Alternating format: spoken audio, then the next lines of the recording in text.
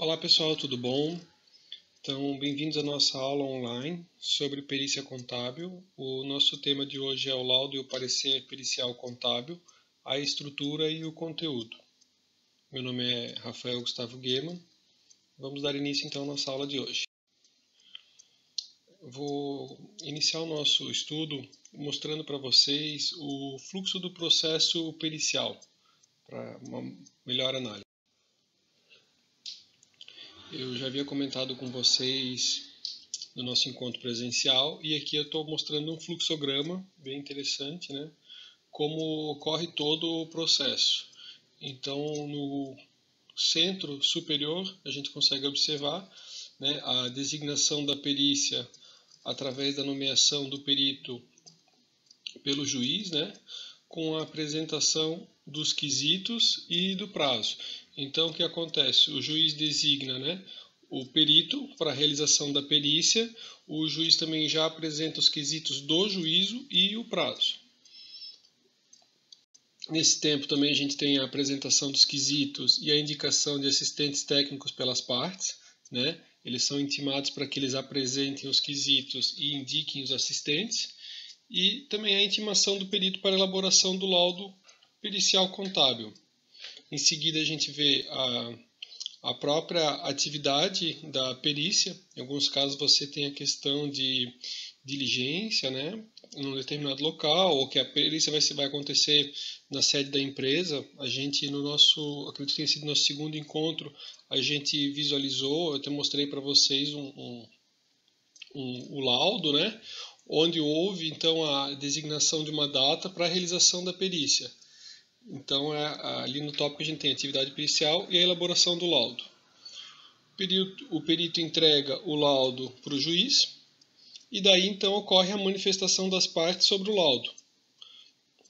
Justamente no momento em que os assistentes, né, eles apresentam o seu parecer pericial contábil, né, impugnando, né, o que mais você não vai ver, por exemplo, uma das partes concordando, né, mas a outra parte talvez buscando a impugnação se o laudo foi desfavorável para ela, né? Claro que desde que apresente toda a fundamentação para tanto, né? Então tem a apreciação do juízo sobre o laudo do perito e os pareceres dos assistentes técnicos. Aí o juiz ele tem a decisão, né, quanto à conclusão da perícia. Então o juiz, né, existe a homologação do laudo e o fim da atividade pericial. Aquele perito que fez a perícia, né, a perícia foi dada, o juiz dá como satisfeito o laudo, né, então ele vai justamente tomar a decisão, que é a ideia da sentença, né, ou se não, a gente visualiza lá no canto inferior direito, né, a designação de uma nova perícia com a nomeação de outro perito. Então o juiz não ficou satisfeito, o parecer dos assistentes, né, buscaram a impugnação por alguma das razões, a gente vai ver mais adiante. Daí seria um caso de realização de uma nova perícia. Ou uma situação onde a intimação do perito que realizou o laudo, que é aquele que a gente vê logo no superior direita, né, a intimação do perito para prestar esclarecimentos. Que são o quê, né? É justamente a questão dos quesitos complementares, né? Ficou alguma dúvida, não ficou bem claro ali as conclusões do perito, né, ou algum ponto controvertido, então o juiz intima o perito para que ele preste esclarecimentos. Então a gente tem a atividade pericial de esclarecimentos, o perito entrega os esclarecimentos em juízo e daí tem novamente a manifestação das partes sobre os esclarecimentos. É questão, por exemplo, de quesitos complementares. O juiz aprecia sobre os esclarecimentos prestados pelo perito e a manifestação das partes, e daí ele tem o caminho novamente, né? Ele já automaticamente, então, homologa o laudo e tem o fim da atividade pericial, ou, se ele não ficou satisfeito, né, a gente não vê, digamos, uma nova intimação do perito para novos esclarecimentos. Na prática, eu não visualizei, né? Eu vejo a questão, por exemplo, de num primeiro momento o juiz pedir a intimação para prestar esclarecimentos, a questão de quesitos complementares, mas novamente se acontecer algo, né, que não fique claro, aí a situação que se apresenta é que talvez o perito não esteja apto. E daí então haveria realmente já, né, se não aconteceu da primeira vez, mas numa segunda vez, então a designação de uma nova perícia com a nomeação de um outro perito, então para que esse outro perito fizesse então um laudo pericial mais conclusivo, né? Aqui a gente tem nesse slide o contexto do processo pericial, a metodologia de trabalho. Ele apresenta aqui a retirada dos autos em carga, né? Comentei com vocês, a gente viu, chegou a visualizar quando a gente estava em encontros presenciais, né? Naquele momento eu mostrei para vocês um pouco como é que funciona.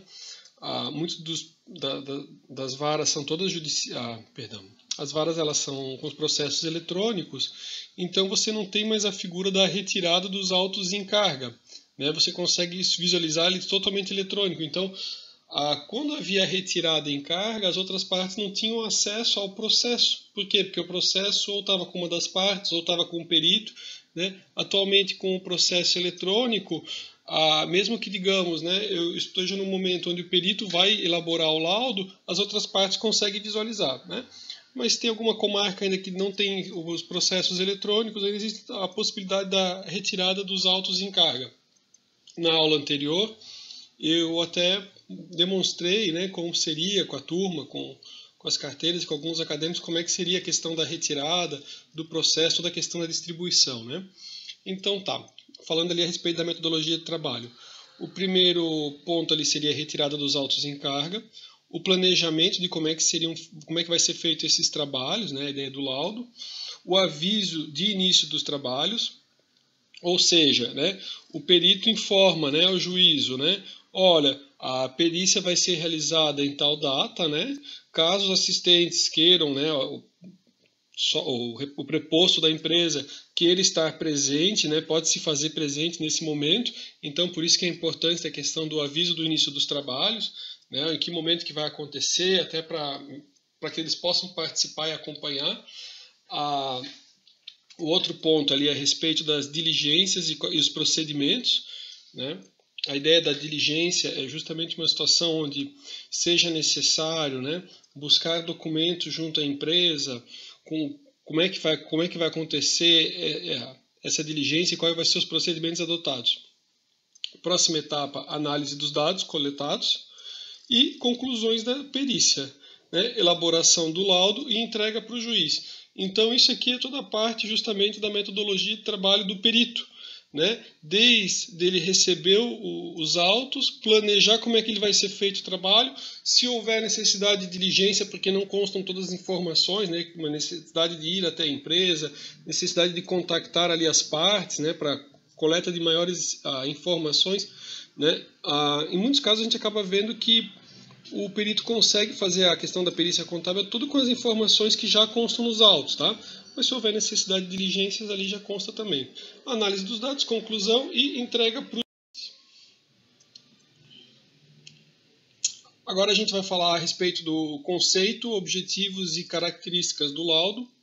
O laudo pericial contábil e o parecer pericial contábil são documentos escritos nos quais os peritos devem registrar de forma abrangente o conteúdo da perícia e particularizar os aspectos e as minudências que envolvam o seu objeto e as buscas de elementos de provas necessários para a conclusão do seu trabalho. Lembrando, né, o laudo pericial contábil é feito pelo perito, nomeado pelo juiz, quando a gente está falando da questão judicial, né, e o parecer é elaborado pelo assistente técnico, né, que daí ele não... O assistente ele é indicado por cada uma das suas partes, né? Não pode haver o impedimento e a suspensão, porque eles foram contratados, né, por cada uma das partes. Obriga a norma, né, que os peritos, no encerramento do laudo pericial contábil ou do parecer contábil, consignem de forma clara e precisa as suas conclusões. Ou seja, né, a norma vai dizer que ele deve, de forma clara e concisa, né, apresentar a sua conclusão em relação ao estudo. A respeito do laudo pericial contábil, o laudo pericial contábil ele é a peça técnica realizada pelo perito nomeado. O laudo representa a materialização do trabalho pericial e ela é a própria prova pericial, né? O objetivo do trabalho de perícia é justamente, né, a elaboração né, principalmente a elaboração do laudo pericial. Aqui a gente está falando da área contábil, então é o laudo pericial contábil. Vai suprir a insuficiência de conhecimento técnico do juiz, ou seja, né, o juiz vai justamente demandar conhecimentos da área contábil, e por isso então que existe, né, a importância do contador ser nomeado, para que daí então dê subsídios para que o juiz consiga tomar uma decisão fundamentada e embasada em todo o conhecimento técnico. Ele é elaborado em cumprimento a uma determinação judicial, né? A gente está falando muito da questão do juiz, então a questão judicial, né, pode acontecer de forma arbitral, que nem a gente viu na aula passada, ou por força de contratação, que é a questão voluntária, né, que as partes decidem então por contratar um perito para apuração, por exemplo, de haveres, mas de uma forma voluntária, ou seja, extrajudicial. Agora o próximo ponto que a gente vai abordar é a respeito dos tipos de laudo e conteúdo. Bem interessante, aqui até para quem, né, a turma de forma geral nunca fez um laudo pericial, a gente conseguiu visualizar num primeiro momento, quis logo mostrar para vocês como é que era um laudo pericial para que vocês tivessem uma base. E o laudo pericial e o parecer contábil, eles devem conter no mínimo os seguintes itens. Então esse slide mostra os itens e ele é bem interessante, assim como muitos, né, já estão fazendo ou vão fazer o TCC, aqui ele vai dizer que pontos que devem constar no laudo pericial ou no parecer. Então são eles, né? No mínimo, né? Identificação do processo e das partes, ou seja, qual que é o número do processo e quem são as partes, quem que é o autor, quem que é o réu, por exemplo, né? Com a descrição de quem é. A síntese do objeto da perícia, então, o que é o trabalho da perícia, né, para que a perícia está sendo solicitada, contratada, qual que é a metodologia adotada para os trabalhos, qual que é a metodologia que vai ser adotada, a identificação das diligências realizadas, ou seja, né, mencionar assim, olha, para a realização dessa perícia foi necessária, né, a diligência na sede da empresa, onde foram buscados ou foram coletados tais documentos, né, posteriormente, na data, né, 15 dias depois, menciona a data corretamente, né, foi realizada nova diligência, porque eram necessários mais tais documentos. Então, assim, é importante que daí você consegue apresentar essas informações a respeito da diligência, e aqui a questão do ponto, né, a identificação das diligências. Também, a transcrição e resposta aos quesitos para o laudo pericial contábil. O que é feito? O perito contador, ele vai transcrever qual foi a pergunta, qual foi o quesito apresentado, e ele vai em seguida responder esse quesito. Próximo quesito, aí ele transcreve qual é o quesito, né, a pergunta, e apresenta então a resposta ao quesito. Tá?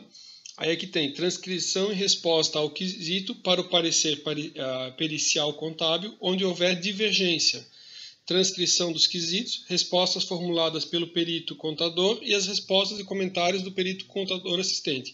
Aqui o que a gente está visualizando é o seguinte, é a situação do parecer, onde o que acontece?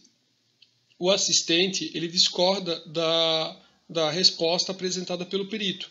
Então ele transcreve a pergunta, ou o quesito que foi apresentado por uma das partes, pode ser a parte que ele representa, pode ser até a parte contrária, a resposta do quesito, e daí o perito assistente, o perito assistente, ele vai explicar justamente o porquê que o perito se equivocou. Então ele vai justamente mencionar assim, olha, o perito aqui respondeu tal coisa para esse quesito, mas conforme a norma técnica, a forma que foi feito o cálculo estava equivocado, ou o perito se equivocou porque a realidade da empresa não é essa, aquela, por aqueles motivos, de forma fundamentada, né? Que nem a gente está justamente visualizando, a ideia da divergência aqui é para ele conseguir impugnar o laudo pericial, ou seja, tornar sem validade ou essa parte do laudo ou o laudo como um todo, certo? O laudo também, né, o laudo parecer deve conter também a sua conclusão, as considerações finais, anexos e apêndices. A distinção entre anexos e apêndices a gente vai ver mais adiante no próximo slide, então não vou descrever aqui, certo? A assinatura do perito, né? O perito vai assinar, vai fazer constar a sua categoria profissional, então, contador, o número do registro junto ao Conselho Regional de Contabilidade, né? E aqui é mencionado também que é permitida a utilização da certificação digital, né? Que daí você tem toda a assinatura por certificação digital. A apresentação do laudo e do parecer pericial. O laudo pericial contábil e o parecer pericial contábil são orientados e conduzidos pelo perito contador e pelo perito contador assistente. Neles devem ser registrados de forma circunstanciada. A gente vai ver o que é forma circunstanciada no próximo slide, né? Ele deve ser de uma forma clara e objetiva. Ele deve, né, o laudo e o parecer, ele deve ser de forma sequencial e forma lógica, né? Apresentar o objeto da perícia, os estudos e quais foram as observações realizadas ao longo da perícia, as diligências executadas para a busca de elementos de prova. Então, que diligências foram feitas, né? Até porque, digamos que o perito apresente o seu laudo e depois o assistente vai dizer assim, olha, nem sei como é que o perito pôde fazer o laudo se, na verdade, era necessário que ele viesse na empresa coletar as informações e ele nunca nem diligenciou. Então, isso já seria sanado se no próprio laudo o perito dissesse, olha, eu tentei por diversas vezes contato com a empresa não me cedeu os documentos, né? Então, assim, são cuidados que aqui o perito contador deve ter para que depois não haja uma impugnação, né? Também a metodologia e os critérios adotados, os resultados devidamente fundamentados e as suas conclusões. Bem, eu havia comentado no slide anterior que eu ia falar o que vinha a ser forma circunstanciada. O que é a forma circunstanciada, né? Forma circunstanciada é a redação pormenorizada, minuciosa, efetuada com cautela e detalhamento em relação aos procedimentos e os resultados do laudo pericial contábil e o parecer pericial contábil. Ou seja, deve ser feita uma redação, né, com o máximo de detalhes, né, com o máximo de cautela, tentando não esquecer de nenhum detalhe a respeito dos procedimentos e os resultados alcançados, né? A síntese do objeto da perícia, ou seja, o relato sucinto, de forma que resulte numa leitura compreensiva dos fatos relatados ou na transcrição resumida dos fatos da lide. Lide é a questão do conflito, sobre as questões básicas que resultaram na nomeação ou na contratação do perito. Pessoal, lembrando o seguinte, né? A linguagem, né? A linguagem que nós temos no nosso dia a dia é diferente, digamos, da linguagem que às vezes as partes têm, né? Ou inclusive do próprio conhecimento do magistrado. Então, também é importante que quando for feita uma redação pormenorizada, né, minuciosa, com cautela, com detalhamento, né, onde haja um relato sucinto, de forma que resulte numa leitura compreensiva, é importante que se busque, né, atender, ou que a redação ela seja da forma mais clara e objetiva, para que a pessoa a quem se dirige essa mensagem consiga compreender com o máximo de facilidade, né? Então, assim, se a linguagem ela for, é óbvio, com todo o embasamento, mas de uma forma clara e simples, para possibilitar, então, que não haja dúvidas, né? Às vezes a pessoa quer utilizar uma linguagem tão rebuscada, com um linguajar que, digamos, ela é mais comum na área contábil, mas que daí o magistrado ou o próprio advogado não compreenda, pode causar, às vezes, alguns conflitos, algumas dúvidas desnecessárias, né? Essas dúvidas vão gerar quesitos complementares, então vai dar mais trabalho depois para o perito contador. Aqui, o que vem a ser a diligência? Diligência são todos os procedimentos e atos adotados pelo perito na busca de documentos, na busca de coisas, informações ou quaisquer outros elementos de prova, bem como todos os subsídios necessários, né, para a elaboração do laudo pericial contábil e do parecer pericial contábil. Depende, né, se é o contador, o perito contador, ou se na verdade é o assistente. Mediante termo de diligência, quando possível, desde que tais provas não estejam incertas nos autos. Então, vai ser necessário fazer uma diligência, né? O perito apresenta também o termo de diligência e, exceto, por exemplo, se já constar nos autos, então você não terá diligência. Ainda são consideradas diligências as comunicações para as partes, então mensagens trocadas para com as partes, né, envio de algum e-mail, alguma coisa para recebimento de material, de informações, aos peritos contadores assistentes ou a terceiros, ou as petições judiciais em decorrência de necessidade de arrecadar elementos de prova. Metodologia. Metodologia vem ser o conjunto dos meios dispostos convenientemente para alcançar o resultado da perícia, por meio do conhecimento técnico-científico, de maneira que possa, ao final, inseri-lo no corpo técnico do laudo pericial contábil e do parecer pericial contábil. E os critérios, por sua vez, os critérios da perícia, são os procedimentos que servem de norma para julgar ou decidir o caminho que deve seguir o perito na elaboração do trabalho pericial. É a faculdade que tem de distinguir como proceder em torno dos fatos alegados. Então, qual vai ser a metodologia numa questão de apuração de haveres? Quais vão ser os critérios adotados? Aqui são os pontos onde daí no laudo vai ser mencionado, olha, metodologia tal, critério, né, esse aqui.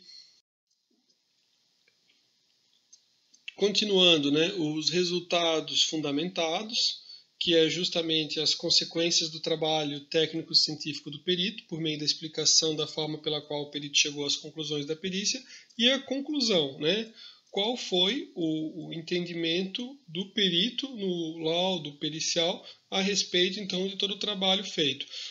Eu havia mencionado com vocês que eu ia trabalhar a questão, a distinção entre apêndice e o anexos. Os anexos são todos os documentos que o perito recebe de terceiros, né, para complementar. Então, tem algum documento que é encaminhado para o perito, esse documento é um anexo, né? Os apêndices, exemplo de tabelas, né, planilhas que são feitas pelo perito, aí que são os documentos que são elaborados pelo próprio autor, esses documentos chamam-se apêndice, né, e são juntados também no laudo. Tipos de laudos. Dentre os tipos de laudos nós temos, né, exames, vistorias, indagações e investigações, arbitramento e avaliações. A gente vai, a partir do próximo slide, comentar sobre cada um deles.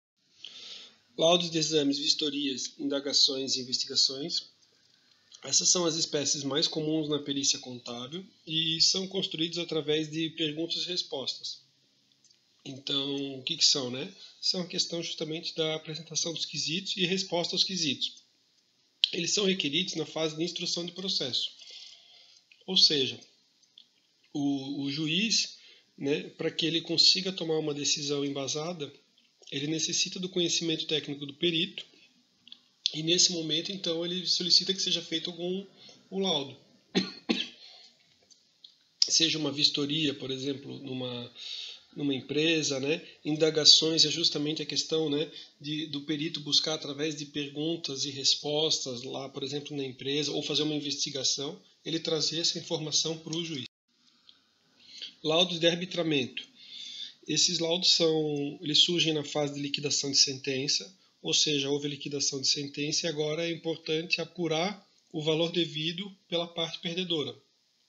Ou seja, né, qual é o valor, então, que deve ser pago à parte que venceu. E aqui tem justamente a questão da exposição dos critérios técnicos adotados, né? Então, qual é o critério utilizado pelo perito para chegar nesse determinado valor? Em muitos casos, o juiz já vai dizer assim, olha, o cálculo deve ser feito da seguinte forma, o índice de correção utilizado é esse, deve ser considerado tais datas até tal data, né? Então isso já consta ali e daí então o perito vai fazer toda a parte, o perito contábil toda a parte dos cálculos. O laudo de avaliação, por sua vez, ele envolve geralmente a apuração de haveres. Então são justamente situações, né, onde há o falecimento de um dos sócios da limitada ou há interesse, digamos, da dissolução da sociedade, situações onde, por uma questão de doença, né, ou uma outra situação, às vezes até uma discussão entre os sócios, então se quer apurar qual que é o valor da empresa ou quanto que é né, qual é o valor devido para cada uma das partes. ele requer elaboração e descrição de quadros e critérios de avaliação, né? E aqui as situações usuais foi justamente o que eu acabei de conversar com você. O conteúdo do laudo pericial contábil deve possibilitar, né, a apreensão de duas grandes partes. Uma delas, né, a expositiva, onde ele expõe o que vem a ser o laudo, e a outra a conclusiva, onde justamente ele dá então a sua consideração, sua conclusão, né, sobre qual que é o resultado da perícia. Questão a respeito do quesitos e respostas, né? Então a gente falou que é necessário a transcrição dos quesitos e a resposta dos quesitos, né? Aqui sempre tem a questão da hierarquia, ou seja, a questão da sequência, né? Qual que é a sequência, né? Então primeiro resposta dos quesitos ao juízo, que é a questão a responder aos quesitos que o juiz apresenta, responder aos quesitos que o autor apresenta e responder aos quesitos que o réu apresenta, né? Sempre lembrando da importância, que a gente viu logo no início, né, de transcrever os quesitos e daí apresentar as respostas. A ordem, né, dos quesitos em que eles foram formulados, ou seja, né, seguindo a sequência que o autor, o réu, eles apresentaram, e apensado aos autos, são apensados, né, aos autos do processo.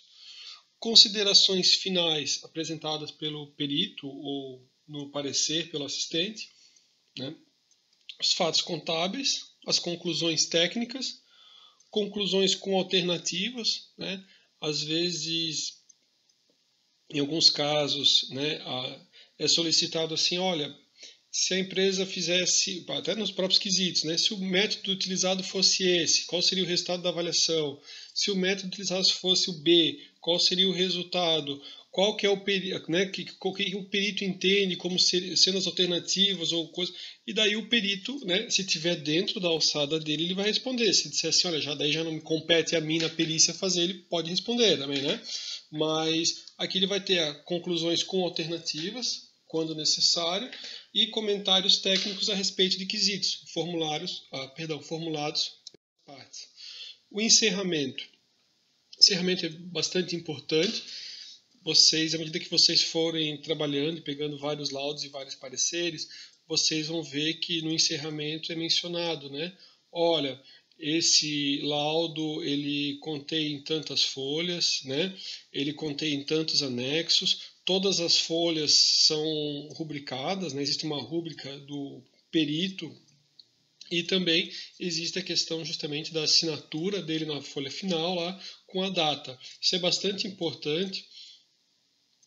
Hoje em dia você tem a questão do próprio perito, né, peticionando eletronicamente, mas a ideia é justamente o quê? Para que esse laudo ele esteja completo. Então é por isso que é importante que as folhas estejam todas numeradas e que no final haja, né, menção da quantidade de folhas, quantidade de anexos, apêndices, tudo que consta e que faz parte do laudo para tomada de decisão, bem como, né, a assinatura e a data em que foi feito.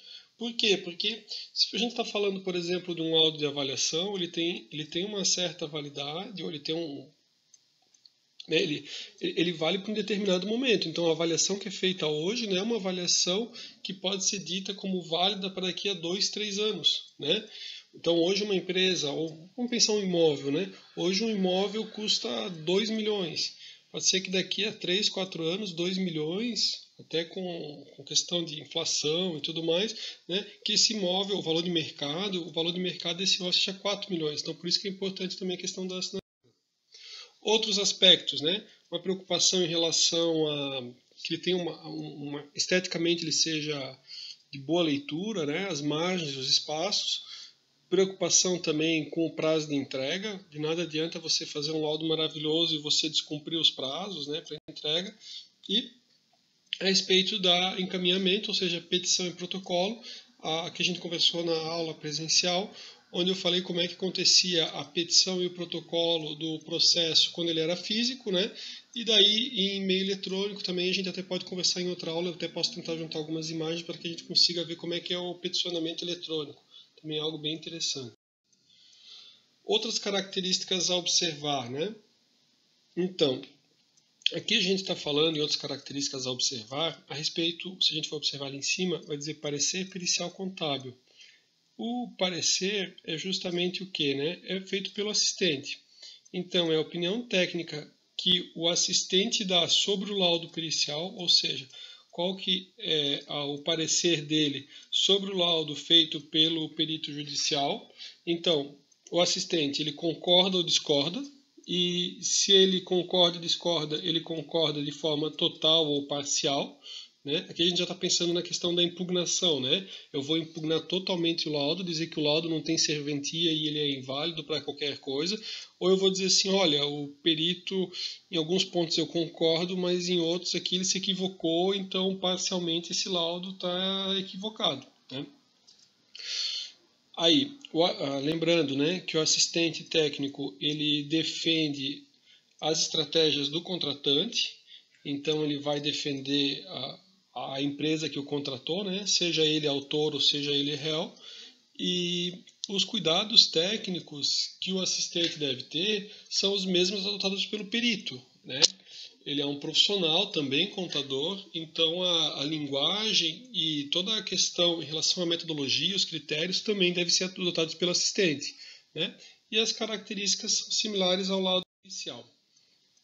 Principais características: transcrição dos quesitos e das respostas do perito, né? Aí depois ele expõe as razões da sua discordância ou concordância, e ele vai apresentar as suas conclusões e as suas considerações finais. A formalidade é idêntica às do laudo, né? A questão de todas as folhas serem numeradas, haver a rúbrica, haver a data, né? Menção à quantidade de anexos, quantidade de apêndices, tudo que faz parte do parecer. E também a questão, né? As críticas não devem ser feitas de forma pessoal, não é questão o perito, né? É em questão ao laudo em si, ou a técnica utilizada, a metodologia, os critérios, né? Então, as críticas elas devem ser impessoais e ocorrer de forma ética. A impugnação do laudo, que a gente já foi conversando, né? Então, impugnação do laudo, apontamentos de erros no laudo, né? Onde foi que o perito, né, que o laudo apresenta erros, onde é que o perito se equivocou, retificação dos erros pelo perito, né? Critérios e teses defendidos pelas partes, então é justamente esclarecendo para o perito, né, onde foi que ele errou, por que ele errou, qual que é a norma correta que deveria ser adotada, ou por que não deveria ter sido adotado aquele critério. Isso tudo quem vai fazer então é o assistente no parecer dele, né? A ideia é impugnar. Professor, né? Mas, por exemplo, você não tem a figura do assistente e ele foi chamado posteriormente para analisar a documentação. Ok, quem vai fazer a impugnação vai ser o advogado. O advogado vai impugnar o laudo, mesmo sem ter o assistente, tá? Ele vai impugnar o laudo e vai apresentar as razões pelo qual ele não concorda com o laudo, né? Em alguns casos, você acaba não vendo a figura do assistente, mas você vê o advogado. Só que, com certeza, ele foi orientado por um profissional da área contábil, senão não chegaria nas considerações, nas conclusões. É claro, se a gente for observar, tem muito mais validade para o juiz se você tem, digamos, né, um contador, um assistente, impugnando o laudo do que um profissional da área do direito, conhecedor da área jurídica, né, ele impugnar a questão dos cálculos, né, por isso que é tão importante a figura do assistente.